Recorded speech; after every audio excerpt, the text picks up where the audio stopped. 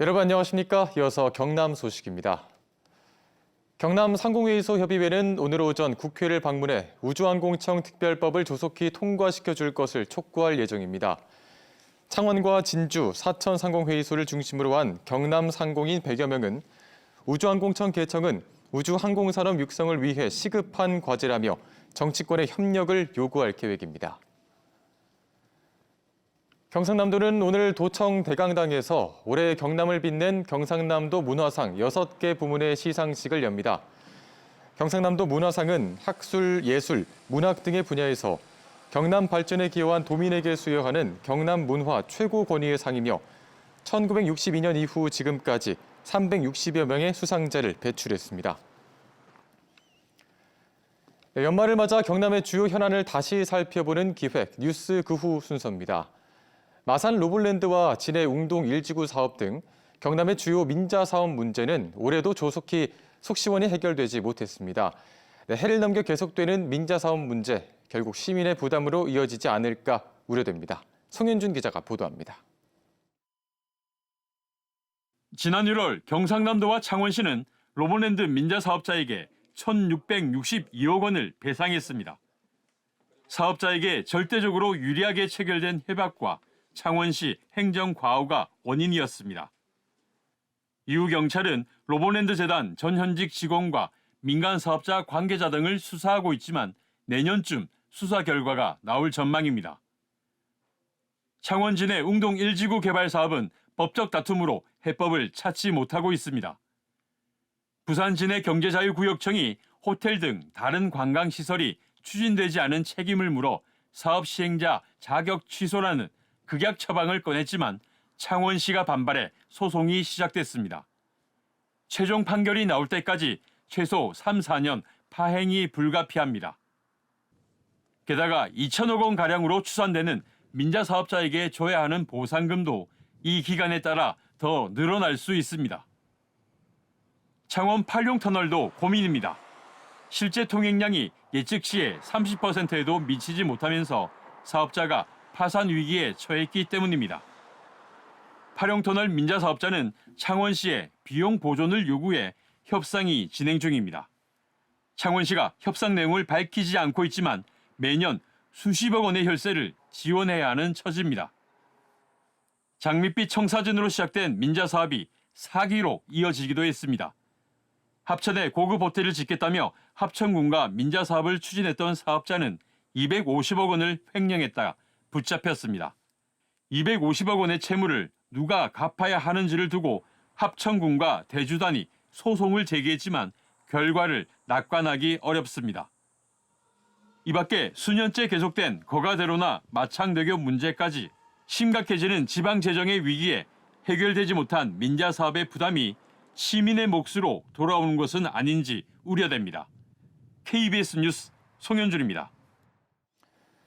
유통기한이 남은 식품이나 당일에 만든 반찬 등을 기부받아 나눠주는 푸드뱅크는 어려운 이웃에게 귀한 먹거리를 제공하고 있는데요.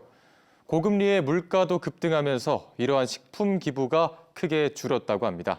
박준우 기자가 보도합니다.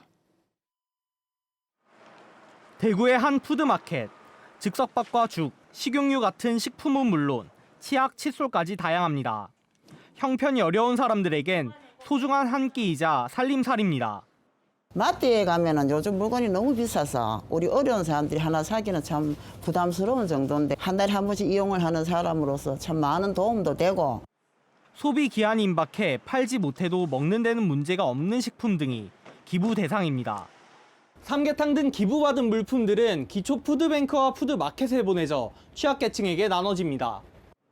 그런데 최근에는 이용자들이 꼭 필요로 하는 즉석밥이나 냉동식품, 라면 등은 채워지지 않고 과자, 초콜릿 등 식사용 음식이 아닌 간식류만 남은 경우가 많습니다.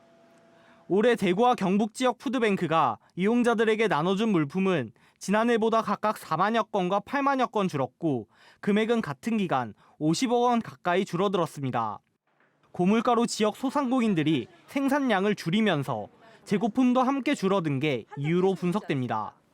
괜찮은 단체나 개인들한테도 부탁드리는 게 좀 이런 후원하는 시스템이 있다는 거 알아주시고 좀 후원 많이 해주시면 너무 고맙겠습니다. 대구와 경북 지역에서 식료품 기부에 도움을 받는 저소득층과 결식아동 등 취약계층은 2만 2천여 명. 이들이 따뜻한 겨울을 날 수 있도록 도움의 손길이 절실합니다. KBS 뉴스 박준우입니다.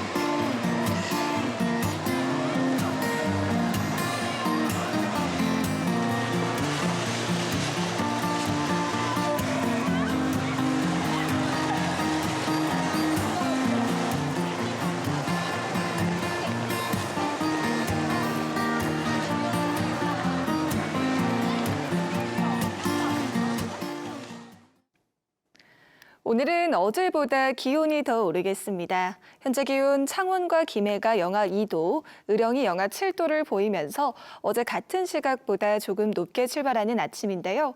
한낮에는 의령이 11도까지 오르는 등 대부분 지역이 10도 안팎으로 예년보다 높겠습니다.